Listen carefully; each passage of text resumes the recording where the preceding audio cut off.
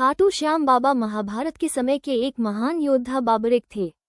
वे पांडवों के पोते और गथोत्कच के पुत्र थे। बचपन से ही वे अद्भुत शक्ति के धनी थे और 3 देवताओं द्वारा दिए गए 3 अमोघ बाणों के कारण उन्हें 3 बाणधारी भी कहा जाता था। बाबरिक बचपन से ही युद्ध कौशल में निपुण थे। उनकी माता मोरवी ने उन्हें ये संस्कार दिया कि वे हमेशा कमजोर पक्ष की मदद करेंगे। उनके पास 3 ऐसे बाण थे जिनसे वे पूरे युद्ध का अंत कर सकते थे।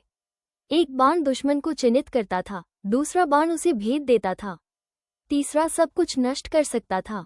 जब महाभारत का युद्ध होने वाला था तो बाबरिक भी युद्ध देखने और अपना योगदान देने के लिए चल पड़े। रास्ते में भगवान श्री कृष्ण ने एक ब्राह्मण का रूप धारण कर उनसे मिले और पूछा, तुम युद्ध में किसकी तरफ से लड़ोगे?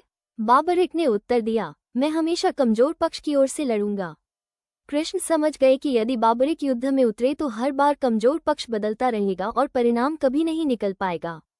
इसलिए उन्होंने उनसे दान में उनका सिर मांग लिया। 3. अपना सिर दान देना। बाबरिक ने बिना झिझक अपना सिर दान कर दिया और कहा, हे प्रभु, मैं युद्ध देखना चाहता हूँ। कृष्ण ने उन्हें वरदान दिया कि आज से तुम खाटू श्याम के नाम से पूजे जाओगे और कलयुग में मेरी ही तरह भक्तों के दुख दूर करोगे। उनका सिर पूरे महाभारत युद्ध को एक पहाड़ी पर रखकर देखता रहा। 4. खाटू में प्रकट होना। महाभारत के बाद हजारों वर्ष बाद उनका सिर राजस्थान के खाटू नामक स्थान पर मिला और वहीं एक बड़े मंदिर की स्थापना हुई। आज उन्हें श्री श्याम बाबा, खाटू श्याम, हारे का सहारा नामों से पूजा जाता है। 1. हारे का सहारा। कहा जाता है कि जो व्यक्ति जीवन में हार जाता है, निराश होता है, खाटू श्याम बाबा उसके लिए चमत्कारिक रास्ते खोल देते हैं।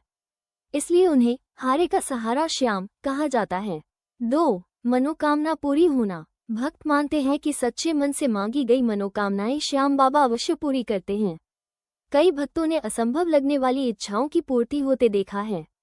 3. बीमारी और कष्ट दूर करना। कई भक्त बताते हैं कि श्याम बाबा की कृपा से असाध्य बीमारी, आर्थिक संकट और पारिवारिक कलह दूर हो जाती है। 4. रक्षा कवच। जो भक्त श्याम नाम का जाप करते हैं वे बताते हैं कि कठिन समय में उन्हें अदृश्य रक्षा महसूस होती है। 5. भक्तों के लिए संकट मोचक। कभी कभी भक्तों पर अचानक आने वाले संकट श्याम बाबा की कृपा से टल जाते हैं। कई चमत्कार मंदिर में दर्ज हैं जो भक्तों के अनुभव पर आधारित हैं। श्याम बाबा को अर्जी कैसे लगाएं? सरल तरीका। 1. स्थान और मन को साफ रखें। एक शांत जगह चुनें। हाथ मुंह धोकर साफ मन से बैठें। 2. दीपक और धूप जलाएं। श्याम बाबा की तस्वीर या मूर्ति के सामने एक घी या तेल का दीपक जलाएं। धूप, अगरबत्ती भी लगा सकते हैं। 3. श्याम बाबा का स्मरण करें। धीरे से कहें, जय श्री श्याम। 4. फूल या प्रसाद अर्पित करें।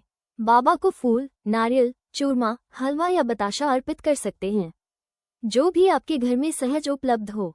5. अपनी अर्जी